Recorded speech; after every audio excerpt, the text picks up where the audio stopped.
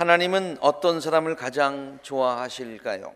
오늘은 이 질문에 대한 다섯 번째 대답으로 오늘 설교 제목처럼 고난 중에서도 하나님께 대한 신뢰를 잃지 않는 사람이다 라고 하는 제목으로 함께 은혜를 나누겠습니다. 오늘 우리가 함께 읽은 본문 말씀에는 하나님께서 좋아하시는 두 사람의 이야기가 나옵니다. 첫 번째 사람은 요셉이고요, 두 번째 사람은 욥입니다. 그리고 우리는 오늘 본문 말씀을 통해서 하나님께서 그들을 왜 좋아하셨는지를 우리가 분명히 알 수 있습니다. 먼저 결론적으로 말씀을 드린다면 그들은 고난 중에서도 하나님께 대한 신뢰를 잃지 않았기 때문에 하나님께서 저들을 좋아하셨다, 은혜를 베푸셨다, 축복하셨다라는 그런 말씀입니다. 첫 번째 사람 요셉에 대해서 잠깐 살펴보겠습니다. 요셉은 자신이 이해할 수 없는 고난을 많이 겪은 사람입니다. 그 이야기를 다 할 수는 없지만은 우리가 그가 겪은 고난을 너무나도 잘 알고 있습니다. 형들에게 미움을 받고 이집트의 종으로 팔려가게 되지요. 그리고 억울하게 옥살이를 하게 됩니다. 젊은 나이에 타향에서 옥살이를 하는 것 얼마나 힘들었겠습니까? 그러던 중 요셉은 그곳에서 자기의 억울함을 호소할 수 있는 절호의 기회를 만나게 되지요. 그 감옥에서 바로 왕의 술 시중을 들다가 감옥에 들어오게 된 그 당시 상당히 지위가 높았던 그 한 사람을 만나게 됩니다. 술 시종장이라고 부르죠. 요셉은 그의 꿈을 해몽을 해주게 됩니다. 그는 요셉이 꿈을 해몽해 준 대로 석방이 되어서 다시 술 시종장의 복직이 되게 됩니다. 요셉은 그가 감옥에서 나갈 때에 복직이 되면 바로 왕에게 나의 억울한 사정을 좀 전해 주셔서 자신도 감옥에서 풀려날 수 있게 해달라고 부탁을 합니다. 그리고 그 술 시종장은 나가면서 그렇게 하겠다고 철석같이 요셉에게 약속을 해줍니다. 한 가닥 희망이 보이는 듯 했지요. 그러나 석방되어 복직이 된 술 시종장은 요셉의 일을 아주 까맣게 잊어버렸습니다. 요셉은 매일 이제나 저제나 하면서 안타까운 마음으로 기다렸을 것입니다. 밖에서 무슨 조그만 소리가 나면 드디어 왔나 보다, 드디어 왔나 보다 그랬을 거예요. 그러나 그가 까맣게 잊어버렸어요. 2년이 지나도록 아무런 소식이 없었습니다. 2년 금방 가지 그렇게 생각하십니까? 감옥에서 2년을 지낸다고 하는 것, 그것도 뭔가를 기다리면서 2년을 지낸다는 것, 얼마나 지루한 그러한 긴 기간이었겠습니까? 고난의 끝이 보이지 않는 절망스러운 기간이었을 것입니다. 하나님을 원망할 수도 있었던 그러한 상황이었습니다. 그동안 어려운 상황 속에서도 힘겹게 붙들고 있었던 하나님께 대한 마지막 그 믿음, 그 신뢰마저도 다 잃어버릴 수도 있었던 그런 긴 기간이었지요. 그러나 성경은 그가 단 한 번도 하나님을 원망했다고 하는 기록이 그 전체의 요셉의 전체의 삶을 이야기하는 그 이야기 가운데 한마디도 나오지 않습니다. 오히려 하나님께 대한 그의 신뢰가 변하지 않고 있음을 성경은 우리들에게 보여주고 있습니다. 물론 그러함에도 불구하고 요셉은 하나님께 대한 신뢰를 변치 않았다라는 그런 말은 구체적으로 없습니다만은 나중에 바로 앞에 서서 감옥 생활을 마치고 그 지루한 그 감옥 생활을 마치고 완전히 풀려난 것도 아니죠. 잠시 바로 왕 앞에 서게 되죠. 그래서 바로 왕과 이야기하는 그 대화의 내용을 보아서 요셉은 그러한 어려운 기간을 보냈지만은 그러나 그의 믿음이 흔들리지 않았구나, 하나님께 대한 신뢰를 저버리지 않았구나, 잃어버리지 않았구나를 알 수가 있다는 말입니다. 바로 왕이 그에게 묻습니다. 내가 꿈을 하나 꾸었는데 그것을 해몽해 줄 사람이 없다. 내가 시종왕 얘기를 들으니까, 술시종 얘기를 들으니까 내가 꿈 이야기를 들으면 잘 푼다고 들었다. 그래서 너를 불렀다. 그렇게 얘기를 했어요. 그러자 요셉이 바로 왕에게 다음과 같이 대답합니다. 저에게는 그런 능력이 없습니다. 모든 자기가 크레딧을 가지려고 하는 게 아니에요. 임금님께서 기뻐하실 그 대답, 그 꿈 해몽은 시작, 하나님이 해 주실 것입니다. 하나님이 해 주실 것입니다. 지금 지리한 그런 그 감옥 생활, 절망할 수밖에 없는 상황에서 잠시 왕 앞에 서서 지금 자기 죄가 풀려난 게 아니에요. 완전히 석방된 게 아니에요. 잠시 왕 앞에 서서 하는 얘기입니다. 요셉의 그러한 대답은 그가 절망스러운 상황이 계속되던 옥중에서도 하나님께 대한 신뢰를 잃지 않고 있었음을 보여주는 것을 우리들에게 입증해 주고 있는 것이죠. 하나님은 그러한 요셉을 참 좋아하셨습니다. 그리고 그를 크게 축복하셨습니다. 그를 높이 들어 쓰십니다. 그를 그 당시 가장 강대국이었던 이집트의 총리 대신이 되게 하시지요. 만일 요셉이 감옥에서 그 절망적인 상황을 이기지 못하고 하나님을 원망하며 하나님께 대한 믿음을 저버리고 자기의 생을 포기하고 그랬다면 어떻게 되었을까요? 그는 그저 감옥에서 일생을 마쳤을지도 모르지 않습니까? 또 이런 생각도 한번 해보았습니다. 만약에 술시종장이 석방된 직후에 요셉이 원했던 것처럼, 요셉에게 약속했던 것처럼 나가서 금방 얘기해서 금방 요셉도 석방이 되었다, 그랬으면 요셉의 삶이 어떻게 되었을까? 그런 생각 한번 해보신 적이 있나요? 그렇다면 요셉은 본래 종의 신분으로 있다가 감옥에 들어갔으니 다시 감옥에서만 나왔을 뿐이지 종의 신분에는 아무런 변화가 없었을 것이고, 그는 또 어느 집에 들어가서 종살이를 했을 것입니다. 감옥에만 없었지 그저 종살이 하다가 일생을 마치지 않았을까, 그런 생각을 해보았습니다. 쉽게 짐작할 수 있는 이야기죠.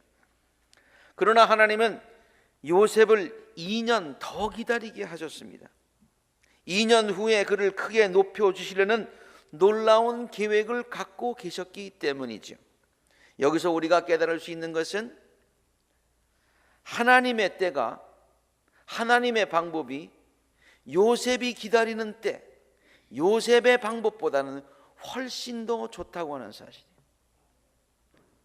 우리가 바라는 것, 우리의 계획보다는 하나님의 방법과 하나님의 때가 훨씬 더 우리들에게 축복이 된다고 하는 사실을 우리는 여기서 깨달을 수가 있습니다. 그 2년 기간은 요셉에게는 힘든 기간이었지만 하나님께서는 요셉을 훈련시키시고 준비시키는 기간이었고요, 하나님께서 요셉의 믿음을 한번 테스트해 보시는 그런 기간이었던 것입니다. 고통과 절망 중에도 하나님께 대한 신뢰를 저버리는가 저버리지 않는가를 시험해 보시는 그런 기간이었던 것이죠. 요셉은 그 시험에 통과합니다. 요셉은 고난 중에서도 하나님께 대한 신뢰를 잃지 않았던 것입니다. 그래서 하나님은 결국 그를 2년 후에 이집트의 총리 대신의 자리에 올려주신 것이죠. 자, 두 번째 인물 욥에 관해서도 한번 살펴보십시다. 욥도 하나님께서 매우 좋아하셨던 그런 사람이었습니다. 하나님이 욥을 생각하면 얼마나 마음 가운데 기쁘셨든지, 누구에게 자랑하고 싶은데 자랑할 상대가 없어서 사탄에게 욥에 대해서 자랑을 하십니다. 사탄이 물어보지도 않았는데 사탄에게 욥을 자랑하세요. 우리 할머니 할아버지들 우리 손주 얘기 자꾸 하고 싶으시죠? 마찬가지로 얼마나 이쁘면 얼마나 귀여우면 그런 얘기를 하고 싶겠어요. 하나님이 아마 그거보다도 더한 그러한 사랑의 마음을 욥을 향해서 갖고 계셨던 것 같아요. 욥기서 1장 8절을 보니까 사탄에게 너는 내 종 요셉을 살펴보았느냐? 이 세상에는 그 사람만큼 흠이 없고 정직한 사람, 그렇게 하나님을 경외하며 악을 멀리하는 사람이 없단다. 그렇게 자랑을 했어요. 그러자 사탄은 하나님께 욥이 만일 고난을 당하면 더 이상 하나님을 신뢰하지 않을 것이라고 다음과 같이 말을 합니다. 욥이 아무것도 바라는 것 없이 하나님을 경외하겠습니까? 주님께서 그가 하는 일이면 지금까지 무엇에나 복을 주시고 그의 소유를 온 땅에 넘치게 하지 않으셨습니까? 이제라도 주님께서 손을 드셔서 만일 그가 가진 모든 것을 치시면 그는 주님 앞에서 주님을 저주할 것입니다. 그렇게 이야기를 했어요. 하나님은 욥이 고난을 당해도 절대로 하나님께 대한 신뢰를 저버리지 않을 것을 아시고 또 믿으시고 사탄에게 욥을 시험하도록 허락을 하시죠. 욥은 알지 못하는 천상에서의 하나님과 욥의 영적 전쟁이 시작이 되는 것입니다. 하나님의 허락을 받은 사탄은 욥에게 엄청난 고난을 줍니다. 생명만 건드리지 아니하고 욥이 당할 수 있는 모든 고난을 줍니다. 욥이 당한 고난은 정말 욥이 아무리 생각해도 이해하기 어려운 고난이었습니다. 그의 고난이 얼마나 심했는지 옆에서 지켜보던 그의 아내가 다음과 같이 말을 합니다. 이래도 당신은 여전히 신실함을 지키실 것입니까? 차라리 하나님을 저주하고서 죽는 것이 낫겠습니다. 아까 성경 읽을 때도 점잖게 읽으셨고 저도 점잖게 이렇게 얘기를 하지만 만약에 저것을 정말 어떤 드라마로 만들어서 어떤 여인이 욥의 아내가 저 대사를 낭독을 한다면 어떻게 하겠어요? 그러지 않겠어요? 그러나 욥은 이러한 처절한 고난과 고통 중에서도 하나님께 대한 신뢰를 잃지 않습니다. 그리고 다음과 같이 말합니다. 당신까지도 어리석은 여자들처럼 말하는구려. 참 욥이 얼마나 지혜로운지요, 마음이 넓은지. 그 와이프 보고 야 stupid 그러지 않았어요. 그러다 큰일 나죠. 당신까지도, 당신은 stupid하지 않은데 다른 어리석은 여자들이 말하는 것처럼 왜 그렇게 당신 얘기하오? 우리가 누리는 복도 하나님께로부터 받았는데 어찌 재앙이라고 해서 못 받겠소? 욥기서 1장 21절에 보면은 모태에서 우리가 빈손으로 태어났는데 죽을 때에도 우리가 빈손으로 돌아갈 것 아니냐? 주신 분도 하나님이시오, 가져가시는 분도 하나님이시니 주님의 이름을 찬양할 뿐입니다. 그렇게 고백을 합니다. 성경은 그가 그러한 고난 중에서도 하나님께 대한 신뢰를 절대로 잃지 않았음을 다음과 같이 강하게 증거해주고 있습니다. 욥기서 1장 22절에 이렇게 욥은 모든 어려움을 당하고서도 죄를 짓지 않았으며 어리석게 하나님을 원망하지 않았다. 이 말을 우리가 바꿔서 얘기하면요, 우리가 어려움을 당할 때에 하나님을 원망하는 것은 어떤 것이다? 어리석은 것이다 라고 우리에게 간접적으로 가르쳐주고 있죠. 여기서 2장 10절에 있는 말씀도 욥을 이렇게 성경이 평가하고 있습니다. 욥은 이 모든 어려움을 당하고서도 말로 죄를 짓지 않았다. 오늘 설교 말씀처럼, 제목처럼 고난 중에서라도 하나님께 대한 신뢰를 잃지 않았다, 그런 얘기예요. 왜 하나님께서 욥을 그렇게 좋아하셨고 그에게 많은 축복을 베풀어 주셨는지를 성경은 이렇게 우리들에게 강력하게 설명해 주고 있는 것입니다.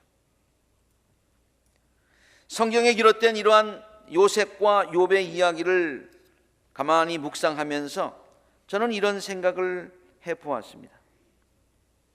요셉이 고통을 받고 있을 때에 하나님은 얼마나 안타까우셨을까?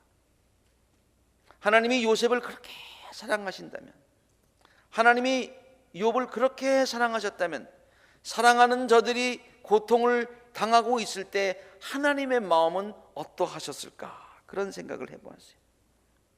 특히 요셉이 옥중에서 절망적인 상황을 맞이했을 때에 기대를 가졌는데 그 기대가 무너지고 하루하루 오늘도 아니구나, 내일도 아니구나, 그렇게 기대가 무너져가는, 그래서 절망해가는 그 요셉을 바라보셨을 때에 하나님의 마음은 얼마나 아프셨을까요? 하나님께서 그렇게 좋아하시던 욥이 엄청난 재난과 고통을 당했을 때에 하나님의 마음은 얼마나 안타까우셨을까? 자녀들을 다 잃고 말할 수 없는 슬픔에 빠진 욥을 바라보시는 하나님의 마음은 어떠하셨을까? 특히 잿더미 위에 욥이 앉아서 옹기 조각을 가지고 악성 종기 때문에 자기 몸을 긁고 있는 그 욥을 바라보시는 하나님의 마음이 어떠셨을까? 당장이라도 요셉을 옥에서 끌어내 주시고, 그래, 2년 후에 총리 대신이 되는 게 뭐가 그렇게 중요하겠냐, 지금 나와라, 그런 마음이 하나님께서 있으셨을 것 같아요. 당장이라도 욥을 고통 중에 구해 주시고 싶은 그런 심정이 있었을 것이다 라는 생각을 해보았습니다. 왜냐하면 우리들을 향하신 하나님의 마음은 부모가 자식을 향한 마음보다 훨씬 더 깊고 넓고 높기 때문입니다. 우리가 복음성가 deep and wide, deep and wide, 하나님의 사랑이 크고 깊기 때문에, 부모님의 사랑보다도 더 크시기 때문에 우리가 고통을 당할 때 하나님은 아파하실 것이다, 그런 얘기예요. 성경은 이 사실을 다음과 같이 설명해 주고 있지요. 이사야서 49장 15절의 말씀인데, 어머니가 어찌 제 젖먹이를 잊겠으며 제 태에서 낳은 아들을 어찌 긍휼히 여기지 않겠느냐. 비록 어머니가 자식을 잊는다고 하여도, 잊을 수가 없지만 어머니가 비록 자식을 잊는다고 하여도, 만에 하나 그런 일이 있는다고 하여도 나는 절대로 너를 잊지 않겠다. 우리들을 향하신 하나님의 마음도 동일한 것입니다. 아니, 그보다 더하신 것입니다. 우리들이 고통을 당할 때에 하나님은 우리들을 보시며 마음 아파하십니다. 하나님은 절대로 우리들이 겪는 고통에 대해서 무관심하신 분이 아니십니다. 우리가 때때로 혼자라고 생각되어질 때가 있고, 외롭게 느껴질 때가 있고, 하나님이 내 기도를 들으지 않으시는 것 같고, 하나님이 돌보시지 않는 것과 같이 느껴질 때가 있습니다. 그것은 우리의 생각입니다. 사실은 그렇지 않습니다. 안타까운 마음으로 함께 아파하시며 우리 곁에 계시는 우리 주님을 믿으시기를 바랍니다. 우리들이 고통을 당할 때에 하나님은 곁에 계시는 분이시고 우리의 고통을 함께 나누어 주시는 분이십니다. 이것은 우리들을 향하신 하나님의 약속입니다. 동정이 아닙니다. 영어에 compassion이라는 말이 있습니다. come은 together, passion은 그 패션이죠. 그 마음과 그 아픔과 그것을 같이 나누시는 그런 하나님이시라는 말입니다. 하나님께서 우리들과 함께 계시겠다고 이렇게 약속을 하시죠. 시편의 91편의 말씀인데 하나님께서 말씀하신다. 그가 나를 간절히 사랑하니 내가 그를 건져주겠다. 그가 나의 이름을 알고 있으니 내가 그를 높여주겠다. 그가 나를 부를 때에 내가 응답하고, 시작, 그가 고난을 받을 때에 내가 그와 함께 있겠다. 하나님은 이렇게 우리들에게 고난을 받을 때에 함께 있겠다고 약속하셨고 그 약속을 신실하게 지키시는 분이십니다. 그러므로 우리가 고난과 시련을 당할 때에 절대로 혼자가 아님을 알아야 합니다. 바로 그때에 하나님은 안타까운 마음으로 우리들을 지켜보시고 우리들의 고난에 동참하고 계심을 알아야 합니다. 또 믿어야 합니다. 하나님은 우리들을 그 고난의 자리에서 구해주실 가장 좋은 때를 이미 정하여 놓으셨습니다. 그리고 우리에게 인내하며 좌절하거나 실망하지 말고 계속해서 그 하나님의 때를 기다리며 하나님을 의지할 것을 바라십니다. 중요한 얘기니까 다시 한번 읽겠습니다. 하나님은 우리들을 그 고난의 자리에서 구해주실 가장 좋은 때를 이미 정해 놓으셨습니다. 그리고 우리들에게 인내하면서 절대로 좌절하지 말고 실망하지 말고 계속하여 하나님을 의지할 것을 바라십니다. 하나님이 정해주신 그때까지 좌절하지 말고 그 꼴이 나도록 원하신다, 그런 말이에요. 우리들이 많은 어려움과 고난을 당하더라도 끝까지 하나님께 대한 신뢰를 잃지 말아야 하는 이유가 바로 여기에 있는 것입니다. 끝까지 하나님께 대한 신뢰를 저버리지 않는 자는 하나님의 놀라운 기적을 결국 경험하게 될 줄로 믿습니다. 하나님의 은총과 축복을 받게 될 줄로 믿습니다. 절대로 절망하지 마시고 절대로 실망하지 마시고 끝까지 주님의 때를 기다리시는 우리 모든 성도님들 되시기를 주의 이름으로 축원합니다. 다 함께 기도하십시다. 하나님, 해결되지 않는 많은 문제들 때문에 많이 힘듭니다. 나을 것 같지 않은 육신의 고통 때문에 힘들고 지쳤습니다. 사랑하는 사람을 잃은 아픔 때문에 힘들고 가슴이 아픕니다. 나의 삶을 짓누르고 있는 경제적인 압박 때문에 하루하루가 두렵습니다. 그래서 눈물이 납니다. 아니, 어떤 때는 너무 지쳐서 눈물도 나지 않을 때가 있습니다. 그러나 이 시간 말씀을 통하여서 힘들어하고 아파하며 우는 나를 보시고 나보다 더 가슴 아파하시는 주님을 알게 하시니 감사드립니다. 하나님의 마음을 늘 기억하게 하여 주옵소서. 하나님의 사랑을 기억하게 하여 주옵소서. 내가 당하는 고통 때문에 통곡하시고 침통해 하시며 눈물을 흘리시는 주님, 주님만을 의지합니다. 그리고 주님께 감사와 영광을 올려드립니다. 고통 중에서도 하나님께 대한 신뢰를 잃지 말게 하여 주옵소서. 그래서 하나님께서 인정해 주시고 칭찬해 주시는 참 믿음의 사람이 되게 하여 주옵소서. 어디에서나 언제든지 우리들과 함께 하여 주시는 존귀하신 예수님의 이름 의지하여 간절히 기도드립니다. 아멘.